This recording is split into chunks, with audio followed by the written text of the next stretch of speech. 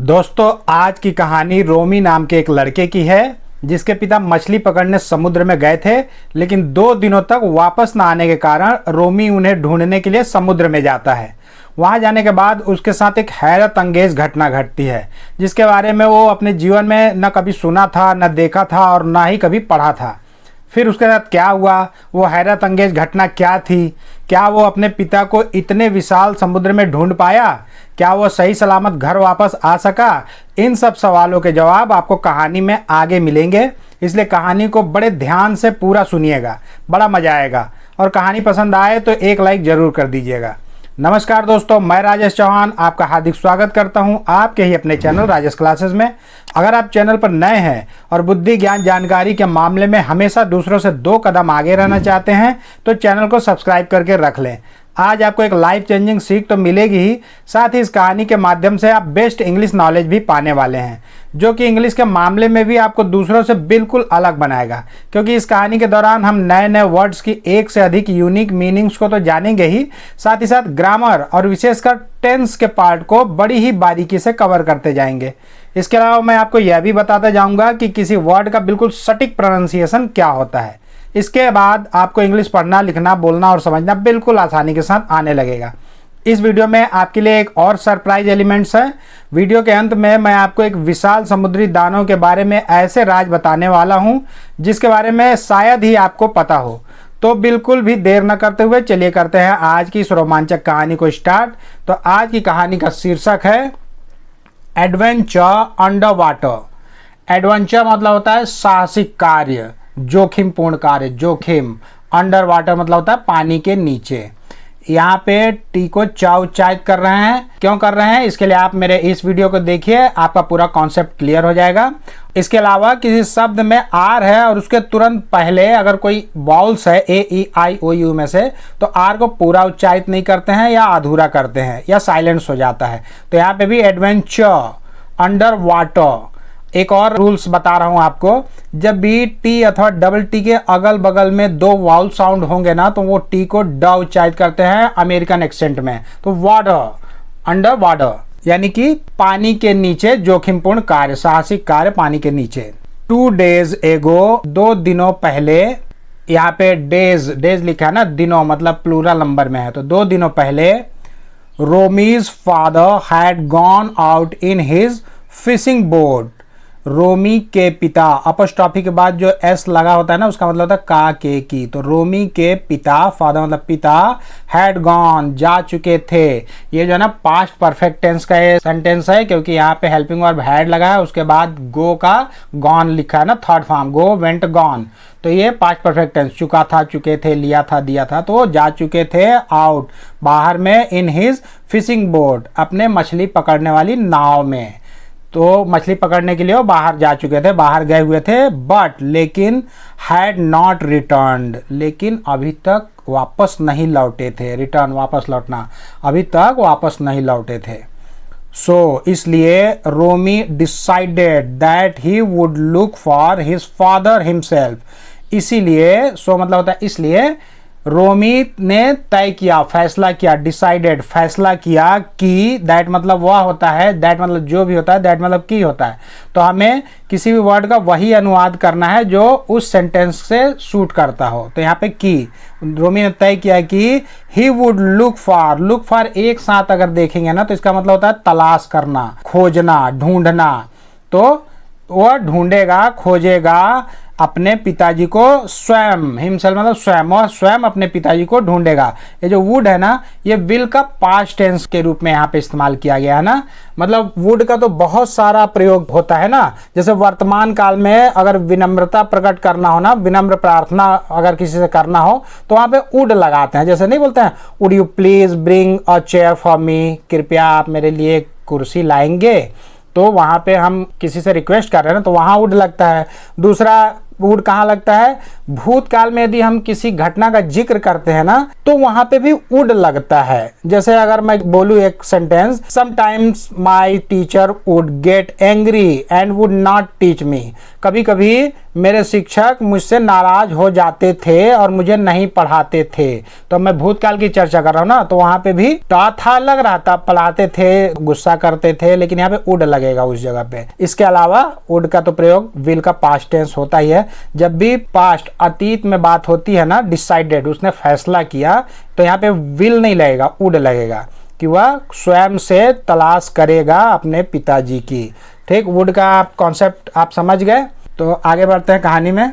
Before his mother could stop him he took his little boat and set sail. इससे पहले की, before मतलब पहले की उसकी माँ कुड स्टॉप हिम, उससे रोक पाती। कुड सकती, पाती, सका, सके, यह ना कैन का पास्ट टेंस है। इससे पहले कि उसकी माँ उसे रोक पाती, वह लिया, टेक का टुक हुआ ना सेकंड फॉर्म, वह लिया अपने छोटे से नाव को। ये पास्ट इंडेफिनिट टेंस हो गया ना, क्योंकि हमेशा पास्ट इंडेफिनिट टेंस के पॉजिटिव सेंटेंस में ही, सकारात्मक वाक्य में ही वर्ब का सेकंड फॉर्म लगता है और पूरे टेंस में कहीं नहीं लगता है। तो जब भी वर्ब का सेकंड फॉर्म कहीं भी देखेंगे ना, तो तुरंत समझ जाए कि ये पास्ट इंडेफिनिट टेंस का सेंटेंस है। तो उसने अपने छोटे से नाव को लिया एंड सेट सेल, और रवाना हो गया, चल पड़ा। सेट सेल मतलब होता है चल पड़ना, सेल मतलब नौकायान होता है, जल यात्रा होता है, लेकिन चल पड़ना, रवाना होना भी होता है, और निकल पड़ा। रोमी थॉट, रोमी ने सोचा, थिंक का थॉट हुआ ना, रोमी ने सोचा, let me throw out my fishing net while I sail. While मतलब तो होता है ना जब, जब तक, जबकि, जिस दौरान, किसी समयावधि के बीच की स्थिति को बताते हैं ना, तो वाइल लगता है कुछ काम करते वक्त, जाते वक्त। तो जब वह नौकायान कर रहा था, तो नौकायान करते वक्त मतलब पानी में जल यात्रा करते समय उसने सोचा कि लेट मी, लेट मतलब होने देना, जाने देना, अलाउ करना, अनुमति देने को लेट बोला जाता है ना। तो लेट मी थ्रो, मुझे फेंकने दो, थ्रो मतलब फेंकना, let me throw out my fishing, मेरे जो फिशिंग नेट है, जो मछली पकड़ने की जाल, नेट मतलब जाल होता है ना, तो मैं जब तक नौका चला रहा हूं तब तक क्यों ना मैं अपने जाल को मछली पकड़ने के लिए फेंक दूं। However suddenly something started pulling the net so hard that Romy lost control of his boat. लेकिन हाउएवर मतलब तो हालांकि होता है, हाउएवर मतलब मगर भी होता है ना।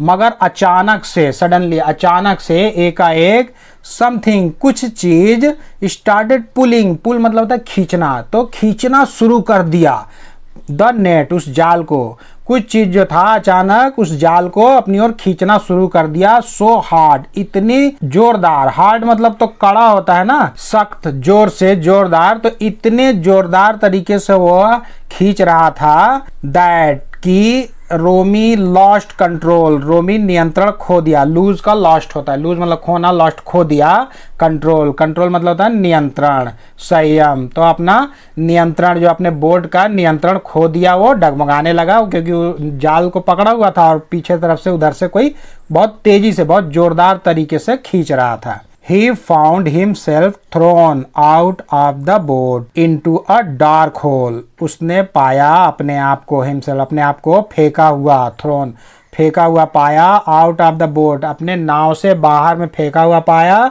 और कहाँ पे, इनटू अ डार्क होल, एक गहरे काले, डार्क मतलब होता है गहरा, काला, अंधेरा, अंधेरे छेद में, होल मतलब होता है छेद। तो उसने अपने आप को कहाँ पाया, अपने बोट से फेंका हुआ पाया और एक अंधेरे छेद में पाया अपने आप को। He heard a groan of pain from the darkness. उसने सुना, हियर का हर्ड हुआ है ना, हियर मतलब सुनना, हर्ड सुना, उसने सुना, अ ग्रोन, ग्रोन मतलब होता है कराहना, पीड़ा युक्त शब्द, कराहने की आवाज जो होता है ना, कराहते हैं दर्द से, पेन, पेन मतलब होता है दर्द, पीड़ा, तो दर्द से कराहने की आवाज को उसने सुना, फ्रॉम द डार्कनेस, अंधेरे में से, डार्कनेस होता है अंधेरा, अंधेरे में से उसने किसी के कराहने की आवाज सुनी, और एंड मतलब और, क्रेप्ट क्लोजर, और क्रेप्ट, क्रीप का क्रेप्ट हुआ ना, क्रीप मतलब होता है रेंगना, पेट के बल घिसटना, तो और पेट के बल घिसटते हुए, रेंगते हुए वो क्लोजर, और पास, क्लोज का कंपेरेटिव डिग्री लगा ना, क्लोज, क्लोजर, क्लोजेस्ट मतलब किसी की तुलना में पास, और घिसटते हुए और पास वो चला गया। इट वॉज हिज फादर, यह उसके पिता थे, उसके पिताजी ही थे वो जो करा रहे थे, 2 दिनों से जो लापता थे। Romi's father told him that they were inside the stomach of a giant fish. Romi के पिताजी ने कहा, टेल का टोल्ड हुआ ना, कहा हिम उसे कहा कि वे वर मतलब थे, वे थे इनसाइड अंदर में, भीतर में, द स्टमक, यहाँ पे सी एच को क पढ़ रहा है ना, सी एच से कब स कब क कब च पढ़ते हैं ना, तो इसके लिए आप मेरे इस वीडियो को देखिएगा, बहुत ही मज़ेदार तरीके से मैंने इसे बताया है, आप पूरा समझ में आ जाएगा आपको, आप जरूर देखिएगा। तो उसने बोला कि किसी जाइंट फिश, जाइंट मतलब था विशालकाय, भीमकाय, किसी भीमकाय विशालकाय मछली के पेट में हुए थे, उसने बताया उसके पिताजी ने। Romi had a bag of pepper in his pocket, Romi के पास था, हैड ये पॉजेसिव वर्ड हो गया ना, अधिकार सूचक बातें बता रहा है। क्यों अधिकार सूचक है, क्यों हेल्पिंग वर्ब नहीं है, क्योंकि इसके बाद जो है ना यहाँ पे वर्ब का थर्ड फॉर्म नहीं है, ठीक, यहाँ पे नाउन है और यहाँ पे एडजेक्टिव है, ठीक ना, तो इसलिए हम जान गए कि अधिकार संबंधी बात है, किसी नाउन की अधिकार संबंधी बात है कि उसके पास था। तो रोमी के पास क्या था, एक थैला ऑफ पेपर, पेपर मतलब होता है काली मिर्च, पेपर मतलब चिड़चिड़ापन भी होता है, लेकिन यहाँ पे काली मिर्च का पाउडर का एक थैला उसके पास था, इन हिज पॉकेट, उसके जेब में। PEPPER, पेपर मतलब काली मिर्च या चिड़चिड़ाहट, चिड़चिड़ापन, और PAPER, पेपर मतलब होता है कागज, दस्तावेज, ठीक, स्पेलिंग पर विशेष ध्यान दीजिएगा, ठीक ना। PAPER पेपर यानी कागज, और PEPPER पेपर मतलब काली मिर्च उसके पैकेट में थी, काली मिर्च पाउडर।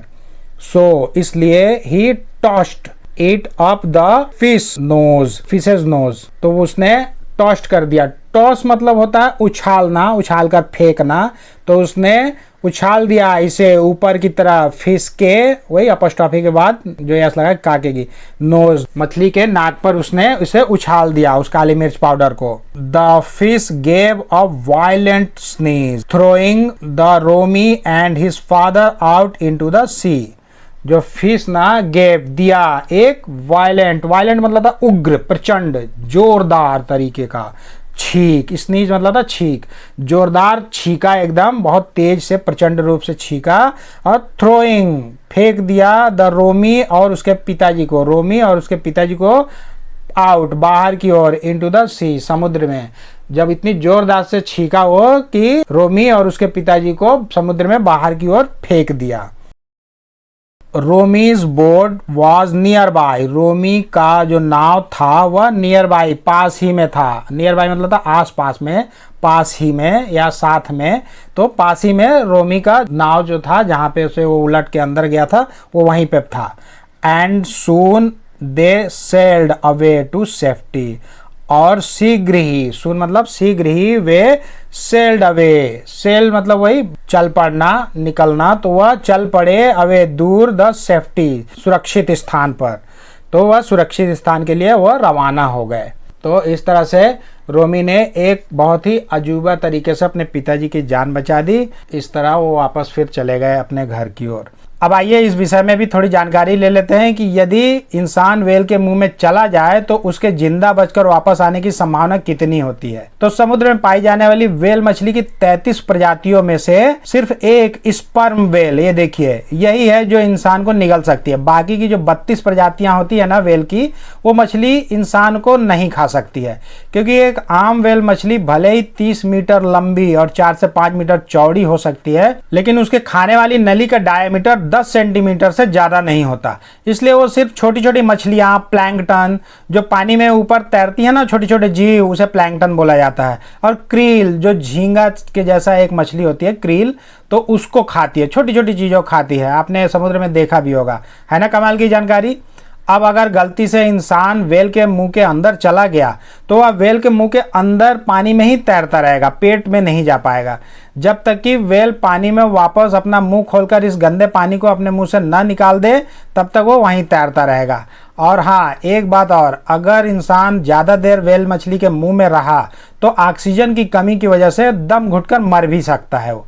सिवाय अगर उसका ऑक्सीजन टैंक फुल है और वह अभी तक डैमेज नहीं हुआ है। यही कंडीशन है, कोई जिंदा बच सकता है। बाकी दम घुटने से मरेगा, पेट में जाने से नहीं, क्योंकि स्पर्म वेल ही इंसान को जिंदा निकल सकते हैं। बाकी सबके जो डायमीटर होता है आहार नली के वो छोटा होता है। तो कैसी लगी ये जानकारी? इस वीडियो में आज के लिए बस इतना ही। यदि आज का लेसन आपके जीवन में जरा सा भी वैल्यू ऐड किया होगा तो कृपया वीडियो को लाइक करें, चैनल को सब्सक्राइब करें और बेल आइकन को प्रेस करके ऑल पर जरूर सेट कर लें, ताकि मैं जब भी इस तरह की कोई वीडियो अपलोड करूं तो उसका नोटिफिकेशन सबसे पहले आपको मिल सके। तो बहुत जल्द मिलते हैं एक और मजेदार और ज्ञानवर्धक वीडियो के साथ।